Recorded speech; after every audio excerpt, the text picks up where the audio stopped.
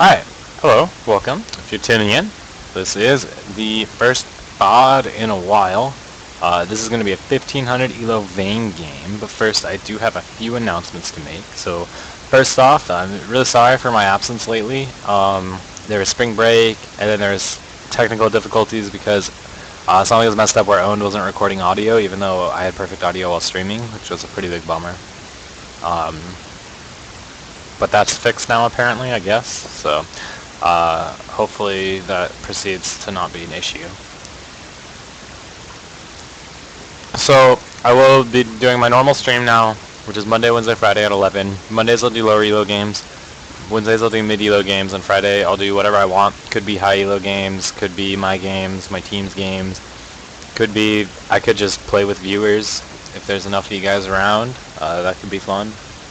Yeah, I can do whatever I want on Fridays, so.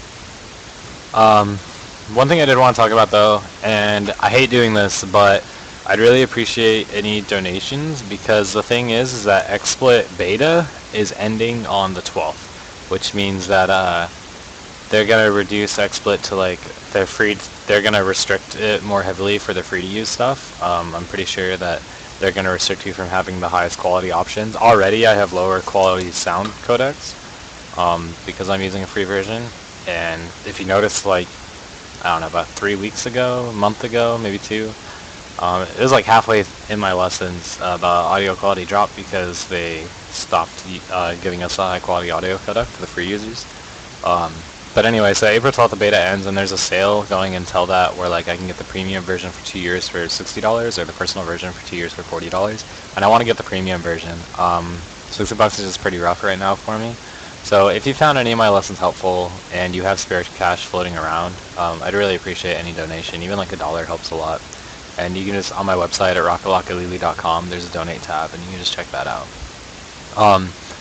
But I'm going to continue doing this and continue providing, like, making it high quality as best I can, no matter what. So even if I can't do that, I'm still going to be streaming, I'm still going to be bringing you guys this high quality, and I'll never charge for these lessons ever. So that being said, I hate saying that, but I have to get that out of the way. But with that out of the way, we're gonna go ahead and start this replay. So sorry about all that nonsense, but let's get started. Films we could cast together. That's an option. Something I've considered is finding a casting partner. I think it would make it more entertaining. We'll talk about it, Owners. We'll talk about it. But alright, this replay should be opening. Maybe. I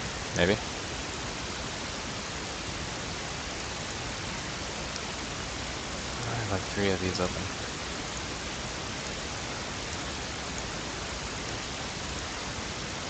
Okay. Alright, we're good. We're opening. So I'm going to throw IRC in my right window so I can see that while streaming. If you guys have any questions while I am doing this, feel free to ask me on IRC, as I can see it.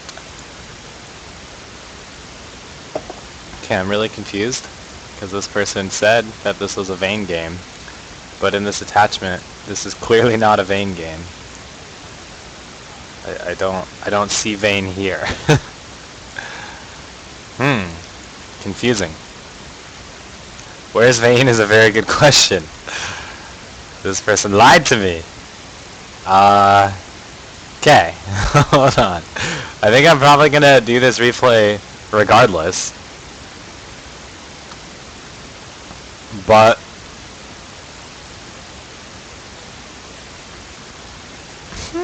yeah, okay. Well, I'm gonna do this replay regardless, but this is not Vayne. I'm assuming that this is either Trist or Corky submitting this replay. We'll find out once the replay loads. Just very confused, but we'll just roll with it. And yeah. Okay, so this is a Tristana game. It looks like they're already pulling some magic with Trist top and Sion an alley bot. Okay, so you guys are doing weird stuff with the team comp here. I probably did send me the wrong replay. Okay, So, what are you guys doing? You guys are doing some crazy stuff with your team comp. Simon's saying he's gonna roam.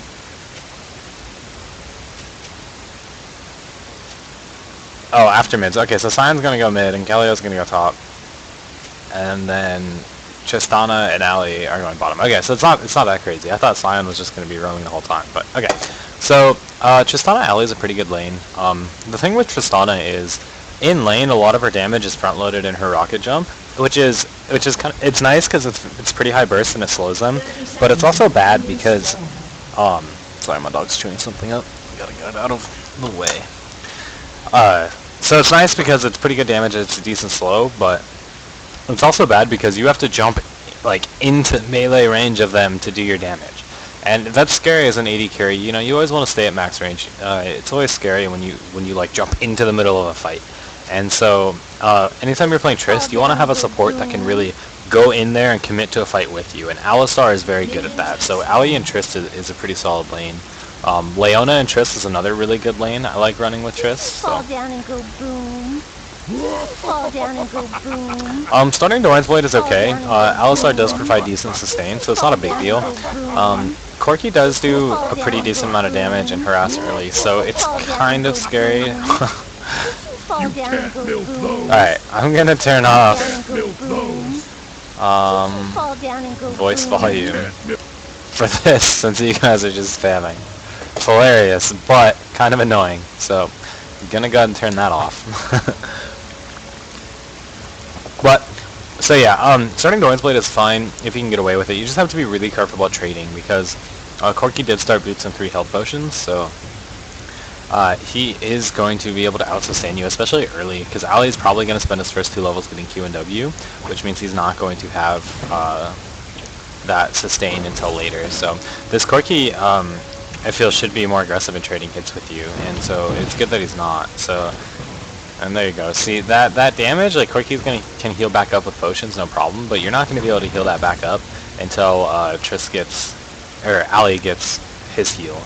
Yeah, looks like you're not going Lifesteal Quince since you only have the 3%, which comes from the Doran's Blade, so. Just something to keep in mind, anytime you start Doran's Blade, you're going to be much stronger in a fight, which is really good. Like, if you and Ali hard commit to a fight, the Doran's Blade is going to be great, because you're going to be way stronger than the Corki. But if you guys are just, like, trading auto for auto in lane, you're probably going to come out behind on that. Even though you're going to do more, like, 10 more damage because of your Doran's Blade, your items give you an effective 100 bonus health in the laning phase, and Corki's gives him an effective 450. So he has much more health than you do. Looks like you're doing a decent job at last hitting. You are behind the Corki, so you've definitely missed some, but you're doing okay. It's not a big problem. One thing is that against Tarek, you always want to be careful of the bush control. Looks like he's being really afraid, but like he could have stunned you and you could have ended up taking a lot of damage right there, so. Yeah, Corki did get doubles, as they're saying. He came back to lane with like half mana, which means that he was doing doubles, so. But Corki's actually like more ahead than it even looks, because he has 4 more minions left to kill than you do, and he's already ahead by 2, so if he gets all those, he's ahead by 6.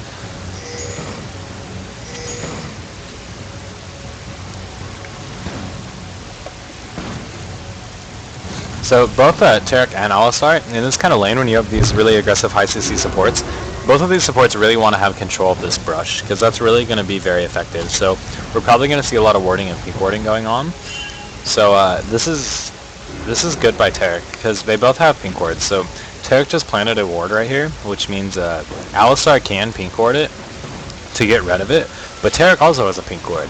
So Ali, if he pink wards to get rid of it, then Tarek's just going to pink ward his pink ward once this lane pushes up and kill his pink ward. So, yeah, Ali is kind of forced to do that, because if he doesn't have control of this brush, he can't do anything effectively, because he's just going to have to sit like back here, and it's going to be very hard for him to have any kind of presence. So, you guys are playing very passive so far, which I guess is okay. It's the safe play. I feel like you guys since you started Doran's Blade, I feel like you guys are definitely have the edge up on aggression, especially at like level 2. I think you guys could have been really aggressive. Like if you guys pushed just slightly, and tried to hit level 2 before they did early, you could have jumped on them right when you hit level 2 if they were still level 1. It would have been harder since they did get double golems, but if you just push slightly to where like you get like a 2 minion advantage, and if you're able to hit level 2 first off that, you guys can both hit level 2 and just immediately go on them, and it's extremely powerful. So yeah, one thing going on right now. First, don't hit Tarek. This is a big mistake right here. If you see how low Corky was, you could have saved your ally because he's probably gonna end up dying here. Actually, no, he doesn't end up dying, and you get the kill anyway. So, and looks like Sion's gonna come in and pick up the Tarek kill too. Oh, Ali was silly for going back in. You gotta respect Tarek damage there. But one mistake that you made is you waited to go in. Like Ali went in, and you were over here. So you weren't with Ali. So it's just miscommunication on your part. And the second thing is, when you went in, you started hitting Tarek right away. Corky was already like half health, and so since Corky was already like half health, if you just hit Corky, he would have had to jump, like, Corky would have had to back out, and he would no longer be able to hit Alistar. So anytime in bottom lane that you engage, you never want to go on the support, because if you go on their support, and they get low, and then they have to back out, who cares? Like, the support probably already used their cooldowns, and the fact that they now have to leave the fight doesn't matter at all. But during that whole time, their AD carry is just beating on you. So I mean, it worked out because they also went on Ali and didn't go on you, but still, the proper play there would have been to go on Corky, and you could have forced him out of the fight, so Ali never got low, and then you could have picked up the kill easily. The other thing is that your heal was up that entire time, and you never got, like, you could have saved Ali with a heal if you just were close enough to him to do so. Ali being silly since you're not there, and this is that damage that Corky has. Corky has really high burst damage. Yeah, and you try to jump heal him there. Problem is that heal just doesn't heal the people around you for all that much. Yeah, I mean, only 146. I don't even know if you got. I don't even think you got it off in time, but that's pretty bad and silly of the Alistar to be there without you. There's nothing you can do about that. And this is something you just can't be, like, this is why bush control is so important against, like, Tarek, and Alistar does the same thing. If you don't have that bush control, you can't even farm, like, if the wave's not at your turret, because Tarek just stuns you and you get chunked, so.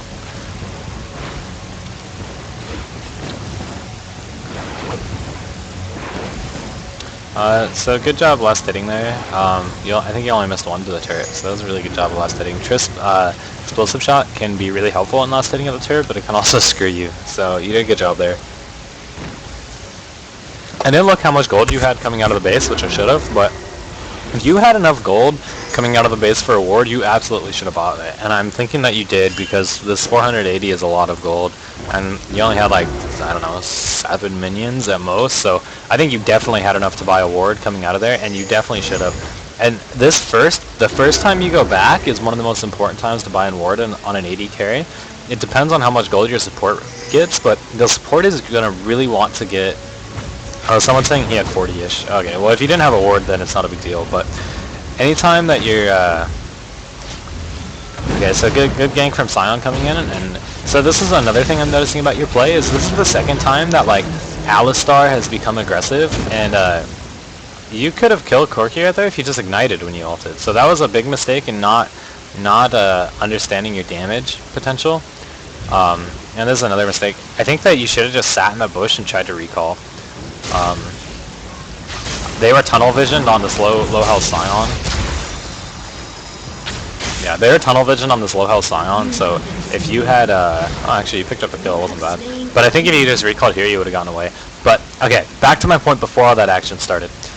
You should always buy, that first time you go back is very important for the AD carry to buy a ward, because the support really is really going to want to take that, or get that first gold per 10 item. And a lot of times they can afford that gold per 10 item, but not wards. And so it's really, I really like if you're if you have enough money for a ward or two, you buy those wards, let your support afford that early GP10. Like Alistar had GP10 but only one pink ward. And so if you had bought that ward, you could have warded like this brush and established brush control for your side. But and another big thing that, and this is the second time you've done it, like Alistar has had good aggression, and you're just like, you're not there, you're not paying attention, you're not ready for it, and you take a long time to react to it. Because that first fight here, Ali went in, headbutt pulled, and it took you like a good 3 seconds to react and come help him. And not only like you were far away to start, which is anytime bottom lane, you want to be like on the same page with your support. If they're up there in an aggressive position, you need to be in a position where you can help them immediately.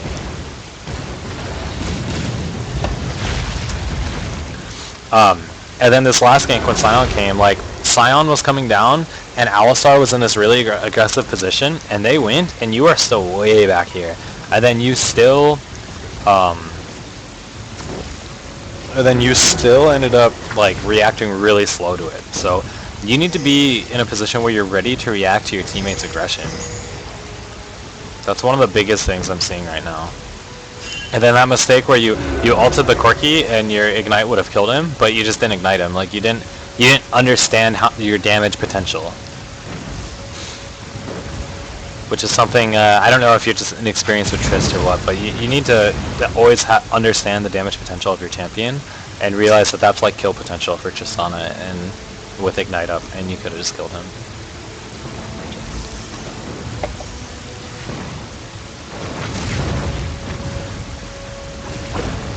There's been a lot of activity in the lane, so your CS is it's not bad. 70 at 11 minutes is certainly not bad, but it's not as high as it could be. But you and Corki are both doing a pretty good job last hitting, so you're going pretty even, which is fine.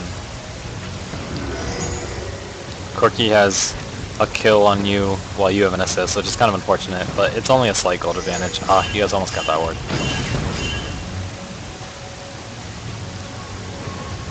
So you guys have really good ward coverage.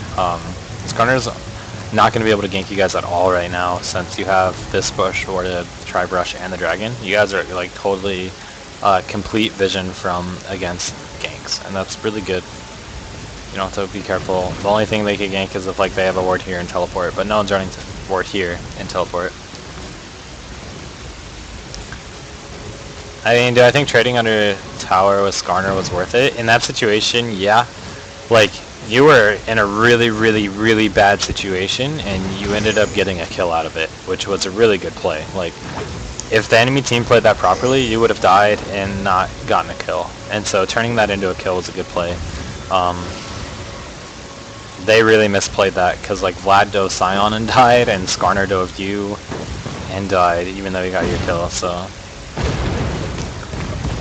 Alright, so there you go. That's really good aggression, and really good, so that was really good because that time you went in with Alistar. Uh-oh, but now Skarner's here, so you definitely need to back out. You need to realize the time to back out. Like, you stayed and fought way too long. So the thing with Trist and Ali, both of you guys are very cooldown dependent in lane. Like, you can't trade, like auto attacks with Corki, especially with his armor shred up. So when you guys went in and used your abilities and got all that damage on Corki, that's really good. But then you have to leave because you can't stay and trade like auto attacks with Corki with E up. So once you guys go in and do all of your combo and your abilities and you got really good damage off, you just have to leave. You can't force that and keep going because Corki still had all of his abilities up. You know, Alistar, once he uses his combo, that's pretty much it. You know, he's pretty much done. So I think that was a mistake by you guys to go in and stay fighting. You should go in, blow your stuff, and then kite him back out.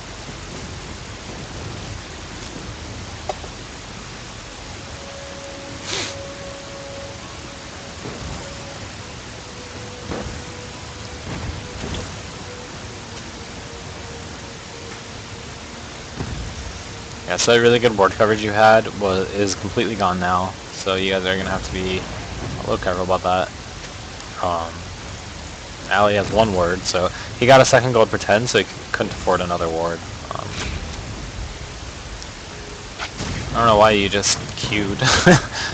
You activated your Q and got one auto attack off for it, so that wasn't worth it. But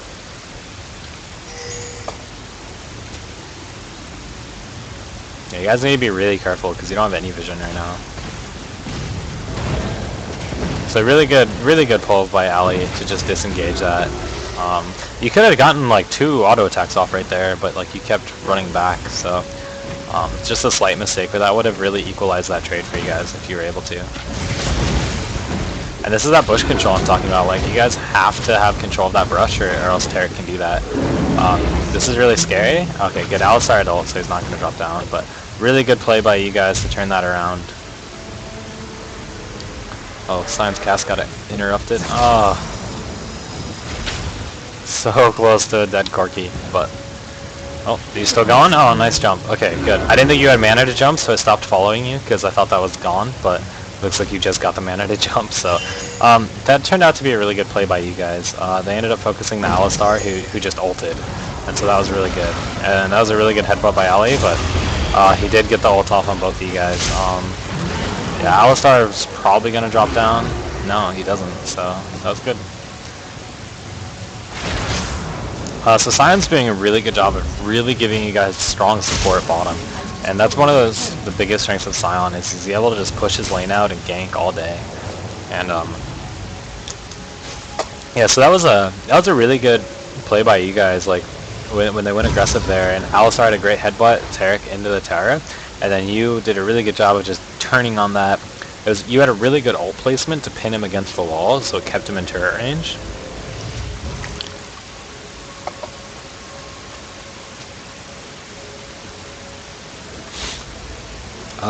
So this is really good what you just did here too. Your Galio's like, Ali, can you stop die? Like saying like, Alistar, stop feeding. And then you're like, hey, no, he did good, because that was really solid play by the Alistar. And by like standing up for your teammate like that, it can really prevent your chat from spiraling in a negative way. Like if Galio was like, can you stop dying? And then Alistar was like fuck you or something, and he took offense to that. You know, it could really start something bad for your team. But by just coming in and being like, no, he did good, like he's doing fine.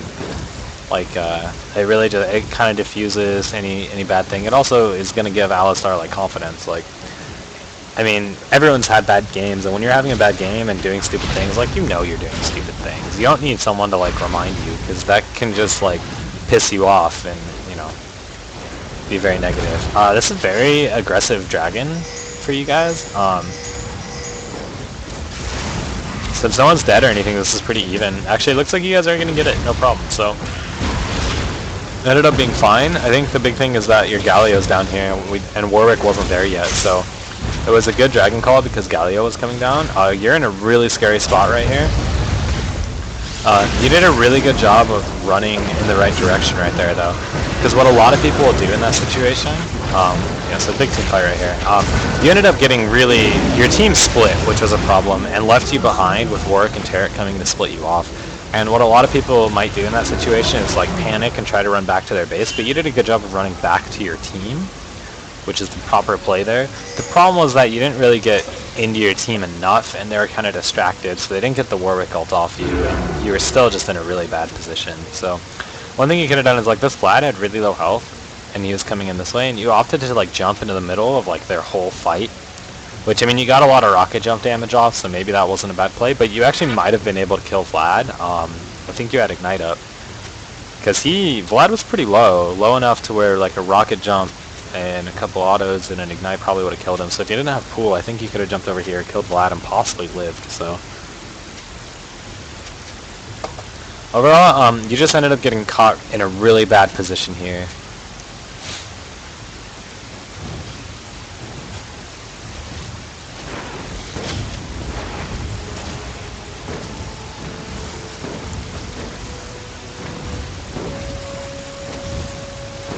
Yeah, you guys did get Dragon. Someone there's talking like, did we get Dragon? Yeah, you guys definitely did. So, at this point in the game, you want to really make sure that you're keeping your farm up. And this is something that a lot of people can struggle with in AD carry sometimes, is keeping their farm up through the mid game.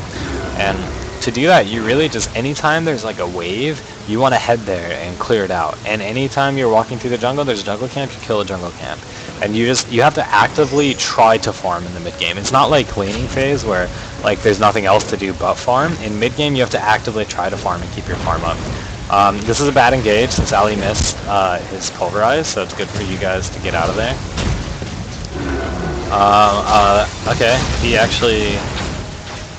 Okay, this is bad on Ali because he didn't ult Skarner ult, and he's gonna die because of it. I don't know. It says he has ult. Like, it says he has ulti, so I don't know why he didn't ult. He had high mana, so that was a really weird play by Ali. I don't know if he knows that you can Alistar ult of Skarner. Alistar ult out of Skarner ult, but you can. It removes all CC. It's like a Quicksilver Sash when you activate it. So, yeah, as soon as Alistar only got his pulverize on Taric, you guys need to just get out. That's a really bad engage that you don't want to do. It's like if you're trying to engage with an Ash Arrow and you miss the Ash Arrow, you don't keep going back in. Great play by Sion and Lee Sin though. Great play by Lee Sin to just kick that Skarner out of there. You're taking some turret hits, but that's not a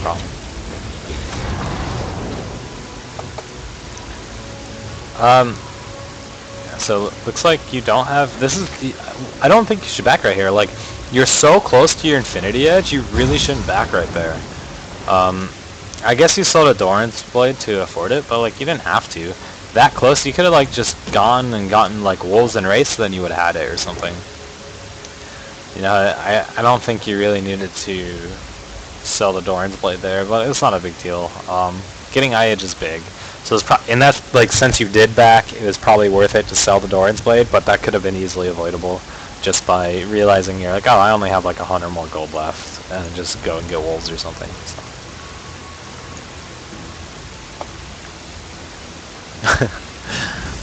Good, their team is imploding. This is like the best thing that ever happened when you're playing solo queue.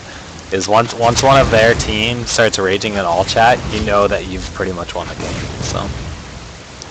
Or, you know, conversely, once your team starts raging in all chat, you know that your team just lost the game, so.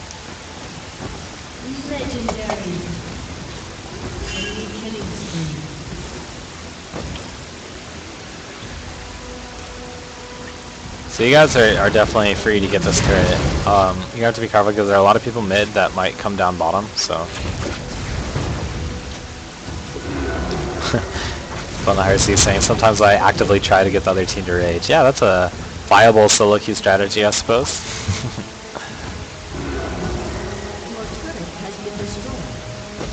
One thing you guys should do is go check their red buff, just on your way up. Like, you know that they're in mid, they're not there, you could just go check their red buff, and that might be a free red buff for you guys. So, small mistake there. Like, you have this ward covered, so you can see them if they start coming. It's just, if that red buff was up, it would have been yours. So. I'm trying to look to see if Skarner has it, because no, Skarner, I bet that red buff was up right now. Like, no one has it on their team, so there's a really good chance that that red buff was up that you could have just stolen. Yeah, no one has any red buffs on the map, so really high chance that that red buff was up that you guys just passed. It was like totally free red buff that you guys just passed up. And this is something that I see a lot of like lower mid-elo players do, is like at that range people really have a good idea that like Dragon and Baron are very important objectives. And that when you have an opportunity you should always go take Dragon. You should time Dragon. Like around 1500 elo, I think people really start understanding how important Dragon and Baron are, and they really ward it. They always try to protect it and contest it. But what they don't quite realize is how important buffs are, and they don't do the same for buffs. And that's one of the, I think, a big difference between like sub 1500, even 1600s and higher is just the importance of buffs and having buff control. So like that play, that's a big mistake. When you're pushed in, you know Corky's back, you see 4 of them mid, you're coming this way already, and you don't check the red buff. I am on lunch break.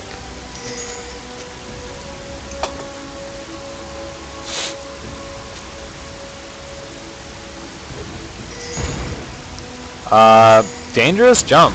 I'm not sure why you jumped there, but now you don't have jump to use in the fight. at least for like 10 seconds, which is pretty scary. Your team is so far ahead right now, though, that I don't think it's a big deal. In fact, I don't even see Corky. I wonder if Corky Rage AFK'd or what. Yeah, it looks like Corky AFK'd. Oh no, there he is, okay, so he is there. It's a really aggressive position for you to be in. There's no reason for you to be in there tanking turret. That's just silly. So a big mistake by you. I think your team will be fine here, though. Maybe not. They might be getting screwed. One thing you should be looking at buying, so you just bought a Zeal, which I don't think I would have gone. I think in this situation I would have gone for Quicksilver Sash, since they have both Warwick and Skarner. QSS is going to be very important for you guys, starting a surrender vote. So that was really bad, and that all came from you, like, diving that turret. Taking all those turret hits and dying under the turret was a really, really big mistake. And that's why you guys lost that team fight, and it's also going to cost you guys a dragon. So actually, the enemy team is completely back in the game right from this. From that one mistake, going in under the turret there and dying, that's going to... Actually, did Lee Sin steal that dragon? Oh, nice. He's saying worth it, so... Yeah, he did steal that dragon, so it's not as bad as it could have been because they didn't get the dragon, but... If they did get that dragon, that play would have pretty much just given them an advantage. At least let them... At least it would have been even, but since Lee Sin stole that, that's really good. I think you guys are still a little ahead. But you definitely want to be getting a Quicksilver Sash, like, really soon here. I really would have bought that instead of a Zeal. Because, like, Sion already has a Quicksilver Sash, and if you get one, then they're reduced to ulting, like, Lee Sin or Galio. And, I mean, if they ult Galio, that's a win for you guys. And then if Lee Sin gets QSS, what are they going to do? Alistar has a QSS from his ult, so, I mean... They're gonna ult Galio? Like...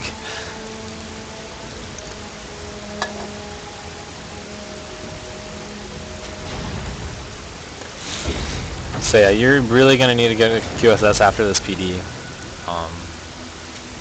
And at this point in the game when you're playing Tristana, your rocket jump, you can't really use it to go in. You can only really go in with your rocket jump at this point in the game if you're like 100% sure that you're gonna kill them quickly. Otherwise, your rocket jump is really going to become a positioning tool for you, and you're just going to use it to create distance and stay in the proper position. And then her ult also, right now it's only doing 400 damage, which, you know, it was big early game, like at level 11, and I mean it's going to go up soon once you get level 16, but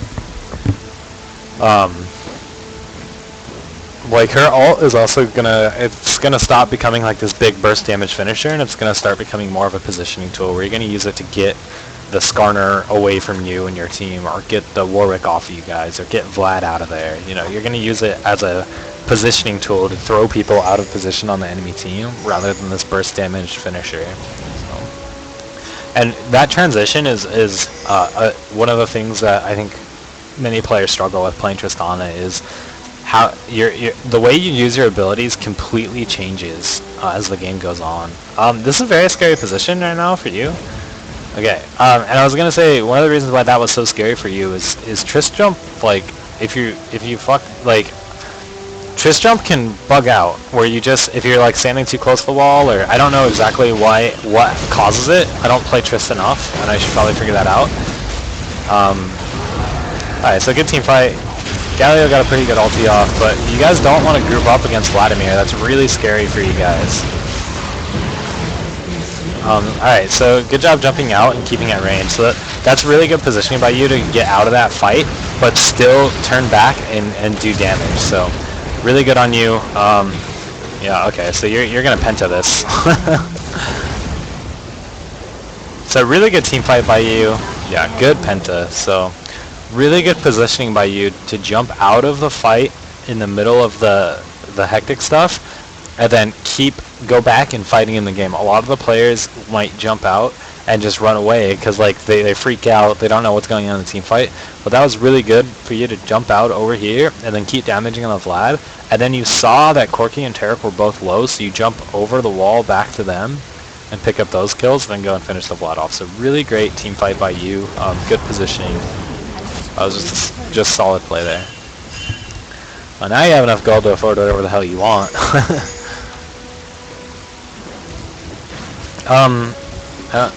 I think that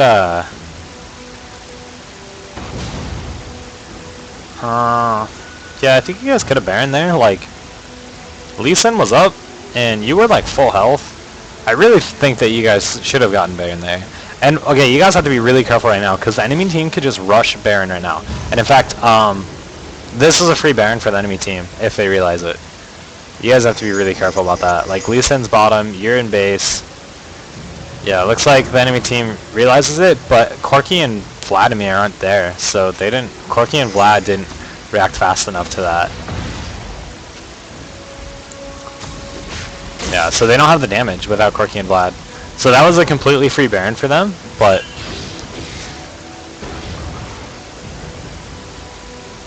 yeah, Corky and Vlad just cost their team that Baron because you guys really misplayed that. By going for the tower then basing instead of going for the Baron, you guys just gave up Baron. Not a very good Galio ult on Skarner and Warwick there. Tarek like flashes in over you, Warwick ults you, and yeah, you're just gonna drop down on this fight. Oh, great summoner heal actually. You're actually still alive. Okay, yeah. So you drop down. And this is where you needed QSS. So this is what I was talking about. Like, you need that QSS. It should have come before PD, and it definitely should have come now. Like, you should have had QSS instead of this pickaxe. Like, did anyone on the enemy team die yet? No one on the enemy team died, so you didn't get any assist or kill money. So you had, let's see, pickaxe plus you had about 400, which is what, 1375? And how much does QSS cost? 1440. So if you sold Doran's Ring, you would have had QSS for that fight, and you would have won that fight. I can't like stress how important this is. That just cost you a team fight, and that cost you Baron, is not buying a QSS yet.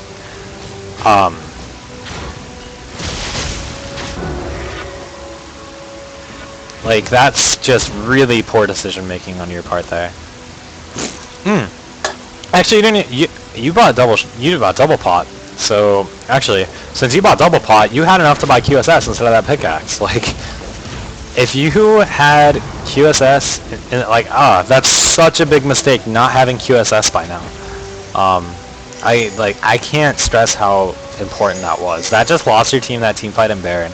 You guys went from sure win because of that penta. You guys had all this momentum and were definitely winning the game, into just losing that team fight because you didn't have QSS.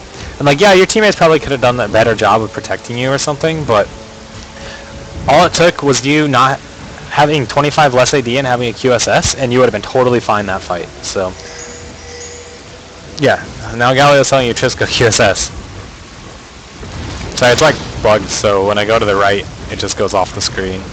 It doesn't scroll, so I have to use arrows to scroll, and I keep forgetting about that. But yeah, and so I'm saying, like, I think no one even hit Corky during that fight, and yeah, that's true. Like, I don't think your team played that fight exactly correctly, but like, Galio had a pretty bad ult. Only getting his ult off on Warwick and Skarner is not that great. But despite that, all that would have been fixed if you just had QSS. So, big mistake there.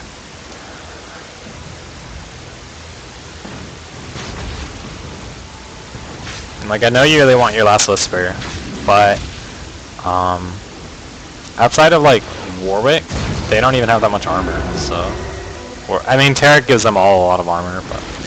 So I know you want that last Whisper, but, you know, you're going to do a lot more damage alive than dead, so QSS very important.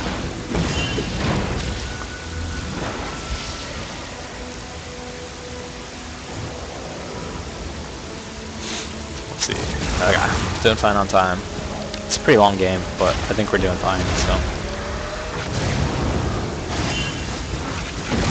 And see, there's that QSS. That Sion would have been 100% dead there, but with that QSS, he's able to live. And that's really bad positioning by Sion, being out in front like that.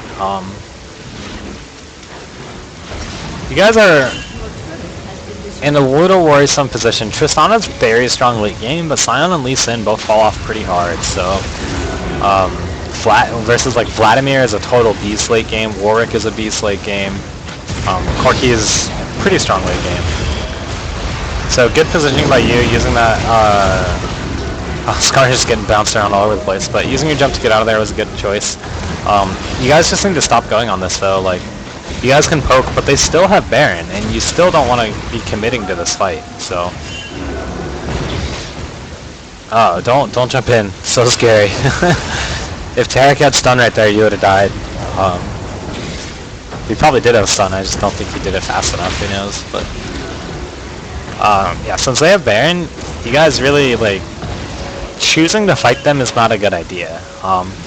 You guys should have just disengaged that and then kept protecting the turret. But it's okay. Please be buying. No, you didn't buy QSS. You bought Last Whisper. You don't have to buy QSS. Just sell that Doran's Blade. But oh man. Yeah, you have to buy QSS in this situation against a Warwick and a Skarner and a Tarek. Like, it's you really need to have a QSS. We already saw that it cost you guys winning the game already.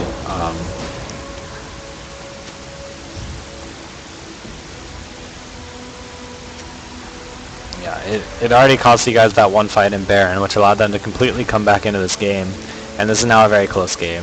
Versus when you guys were winning that, you had all that momentum after that pentakill. Yeah, that was such a big mistake not having QSS, but that's alright. Right now this game is going to be pretty much in a stalemate until the next Baron comes up, unless someone makes a big mistake. So, I'm going to start fast forwarding until a Baron comes up, or until it looks like something's happening. Because at this point in the game, most of the time, you just kind of, both teams are too afraid to really make a play. They're going to pick up an outer turret because that's a pretty safe play to make. Oh, looks like there is going to be some action going on. But, Galio ults, but nothing happens from it. Since you're not there, your team really doesn't have any damage. This is pretty scary to be in the forest here. You guys are split, but the enemy team is split too. You're going to be able to collapse on this Warwick, but Warwick's really tanky, and you're going to get grabbed, and there's where you really need that QSS. Ali with a good flash to try to save you. Yeah, it's not going to be enough, and there's where that QSS. Looks like your team is actually going to turn out okay, because Corki is not in here for some reason. Yeah, I don't know why Corki wasn't there, but if Corki was there, like, your team would have been so screwed. But, and that's where, like, once again, not having that QSS is just a huge mistake. Like, if you have QSS, you just QSS that Skarner grab, and you're alive and able to hit them during that whole fight, and you can clean up. But since Corki actually wasn't there for their team, it's actually going to work out okay for you guys. It's 1 for 2, which isn't bad. But if Corki would... Oh, this is scary, scary turret dive. Not entirely sure what your team is doing here. Yeah, very... Okay, so now it's become a 2 for 2.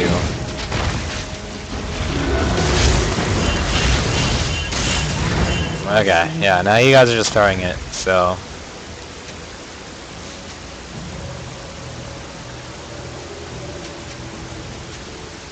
Yeah, so... Okay. I sound like a broken record, but really, why don't you have QSS yet? Like, it's 37 minutes into the game, you're against a Skarner and a Warwick, and you don't have QSS. Like, it's just such a big mistake. I can't... I don't know. I think I'm just going to stop saying it, because I think I've gotten the point across to how important that was. Yeah, and there's that Trist bug I was talking about earlier, where you don't actually jump over the wall. You just, like, hit the wall.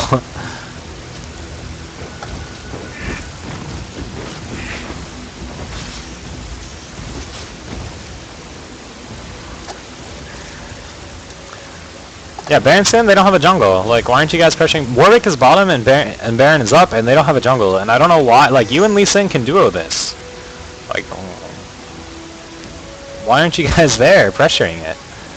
Alright, well, I guess you're going to go back and buy your QSS, which is actually a pretty good decision to get that QSS before this Baron fight. So, that's actually a good decision. I think that's better than what I was saying. I forgot that, like, you didn't have QSS yet. So, alright, So you finally have your QSS. Yes. Now you guys are going to go win the game.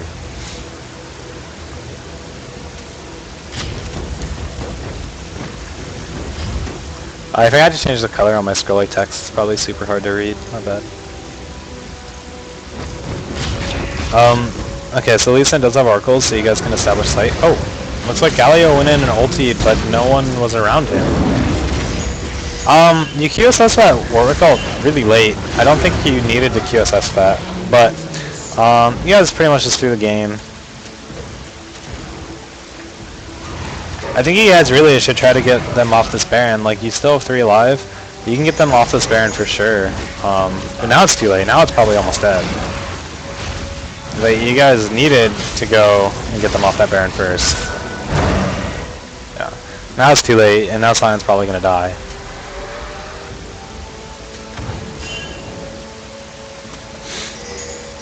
Yeah, you guys... so that was a misplay. You and Lee Sin could have gotten them off that Baron. Like, their big ults, like Warwick ult and Skarner ult, were down, so, like, you weren't going to get caught by them unless you get, like, Taric stun or something, but you shouldn't ever be in range of the Taric stun. So, you guys could have applied pressure, like, especially with your long range, you could have just came around here and poked them off of that. Forced them to turn and chase you, and you probably could have prevented that Baron by poking them off of that Baron. It was still 5v3, so that's still a lot of pressure, and since you're still alive, you're going to do a lot of damage. Like, they're not going to be able to sit there and tank Baron and you. So if you go and poke them, they're going to be forced to try to make a play on you, and without, they didn't have any of their cooldowns. Like, I don't think they had Shurelya's or Skarner ult or Warwick ult, anything like that. So there's no reason to ult Taric out. That was a pretty big mistake by you. So you played that really poorly. 2 things that you did really poorly in that situation. I'm actually going to pause it because it looks like this is the end of the game. So 2 things you did really poorly. The first was that you didn't need to ult Taric away. Like, what was he going to do? He already stunned you. It's support Taric. Why would you ult him away? So you could have just ulted Vlad away, and then you would have been saved. The second thing you could have done is you have your QSS up, and Vlad had ult and ignite on you, and QSS removes both of those. So you could have just QSS that and been fine. So 2 big mistakes by you right there. That's going to cost your team the game. So I'm just going to let this play out, and I'm going to say my final reviews about this game. So you had some really good moments in that game, like that pentakill, but you had some really bad moments too. Someone saying QSS was on cooldown and came up after he died, which is highly possible. But, well, are you sure? Like, I'm trying to think when the last time your QSS was, and it was in that last fight. So I really think your QSS was on cooldown there, or off cooldown. It might have been, like, while replay might have been messing up the cooldown timers, but I really feel like it should have been up there. I don't know what else you QSS'd, but regardless, if you didn't ult Taric and you ulted Vlad, you would have been fine. Like, Taric's just not a threat in that situation. So I wouldn't say that you lost this game for your team, but what you did is you threw away winning the game. Like, you threw away winning the game many times. And the biggest things that I saw is in lane, you need to be like in where your support is. There are many times where you were like an entire screen away from Alistar. What that means is like Alistar can't be aggressive, or if he is aggressive, then you're way too far behind to help him out. So you need to be like on the same page with your support and be able to support him when he's aggressive. The second thing is you need to react to aggression from Alistar faster. So not only were you really far away, but you reacted really slowly to it. There was that fight where you ended up hitting Taric instead of Corki, and that cost I mean, it worked out for you guys because Ali didn't die, but it was still a misplay, and that fight would have gone a lot smoother. And then there were a couple times like Sonic hit a gank, and you were just really slow to react to that. There was that fight where you dove their mid turret and ended up dying under the turret, causing your team to lose the fight. There was, after the Penta, there was that fight where if you had QSS, you would have been fine, and then they got Baron off of that. And then that last fight right there where you really misplayed that by ulting the Taric away. And so those mistakes, those last 3 I mentioned, where you dove the turret, let them win the fight, where you got the Penta, which is a great play, very solid play by you, but then you gave that back by not having a QSS, you died, gave the enemy team Baron, and just really evened that game up. So there were like 3 separate times in that game where your team was going to win, and you had all this advantage and all this momentum, and then by misplay by you, you lost all of it. And so I don't think that you lost this game for your team, but you lost the lead. Like you made good plays that got you guys this big lead and were gonna let you win, and then you just completely threw it away. So you had like a net sum effect of like 0 impact on this game, even though you got a penta. So just some things to work on, like you have to get QSS against a team with Skarner and Warwick, and you have to get it early. Like that's such a big mistake.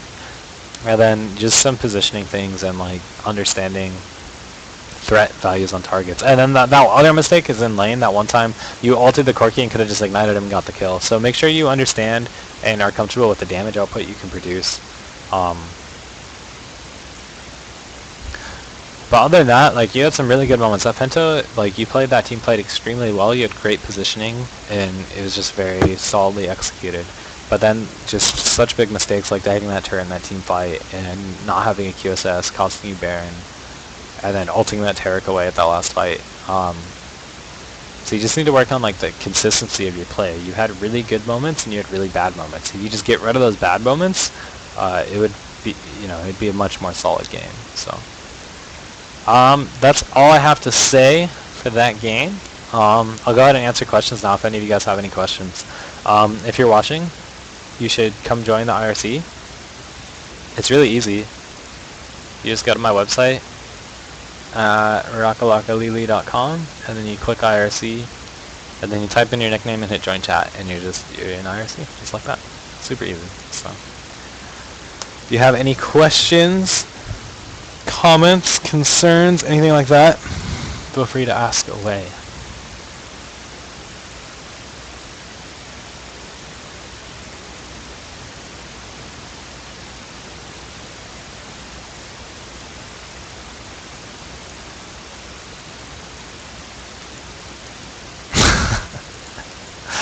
Why do I max W second on Urgot?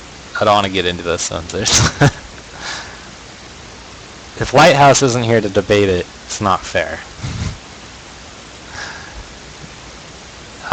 It's an inside joke with my team because one of my guys says to max E after Q on Urgot because of the armor pen, and I say you should max W because I'd rather have the shield, then like each point in E is only 2% extra armor shed, which I don't think is worth the skill points. And I'd much rather have the points for the bigger shield. But it's kind of a debate. But yeah, you guys have any questions? I should move this.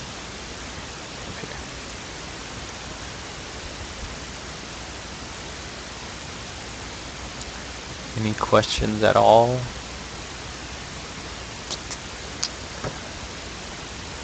Kind of tired.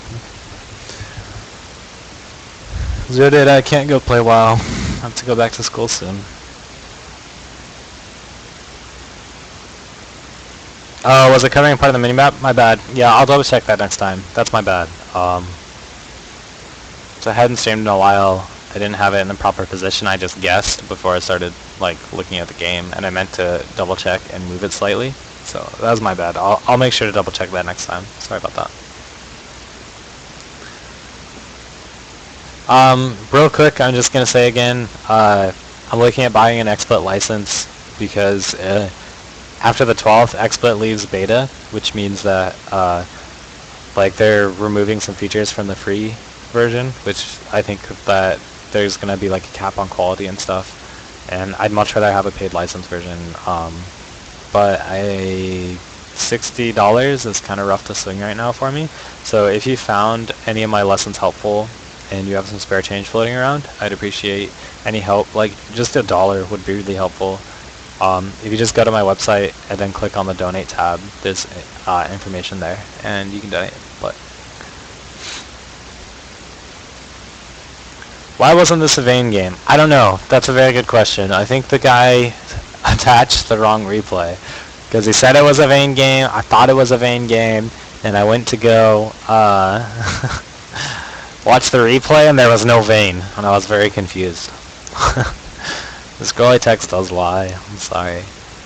But that's because the guy lied to me. For everyone who tuned in specifically for a Vayne game, I'm very sorry. Sorry to disappoint.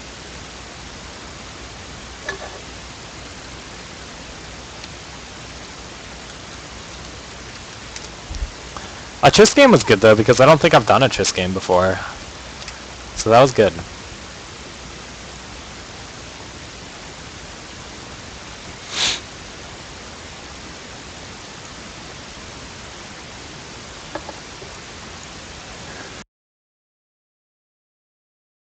Okay. I had to sneeze, but I managed to mute the mic in time.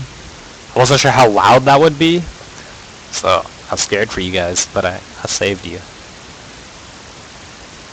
Good guy, Rocka. Saving you from sneezes.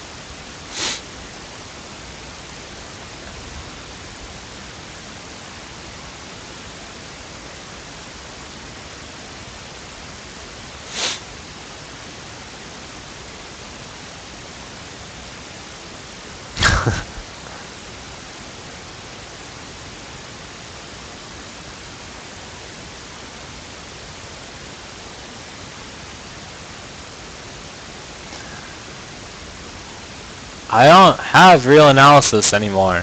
Zero data? Thank God. Never gonna do any more real analysis ever. I hate real analysis. Real analysis is not for me. I have to like pick an area of research soon for my PhD program, but I pretty much narrowed it down to not real analysis.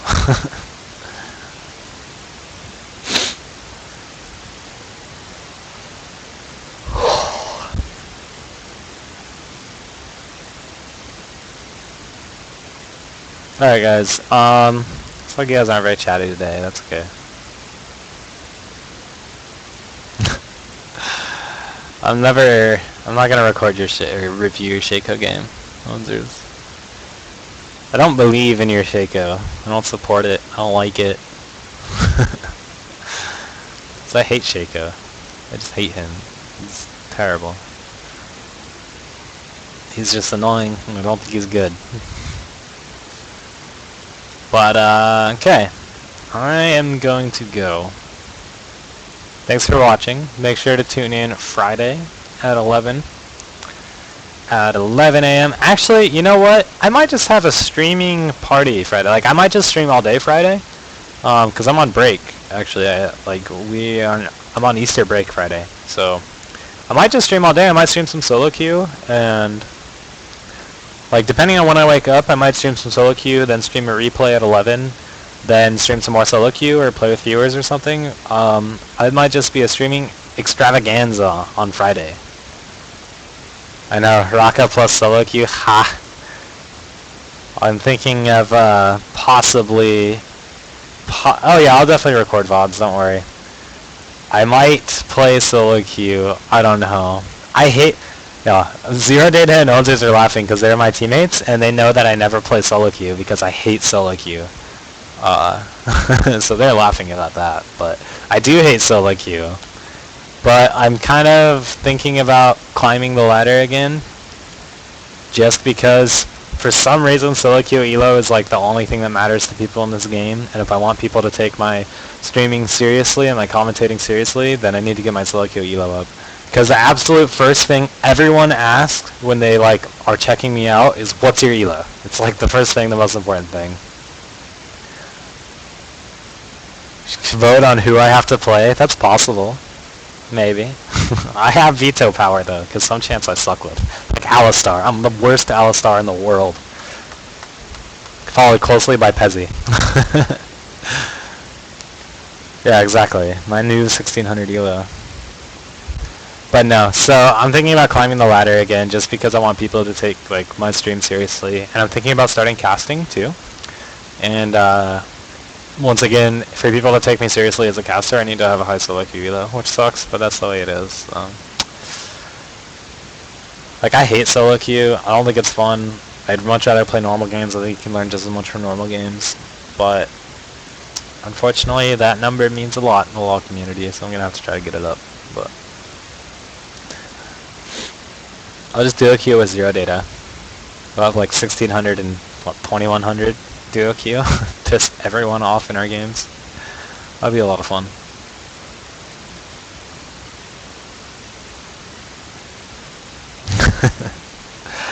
Zero data, you know I carried you to 2K.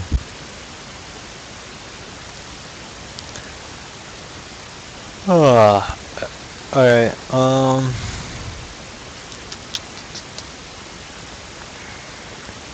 yeah, I can't think of anything else I want to say.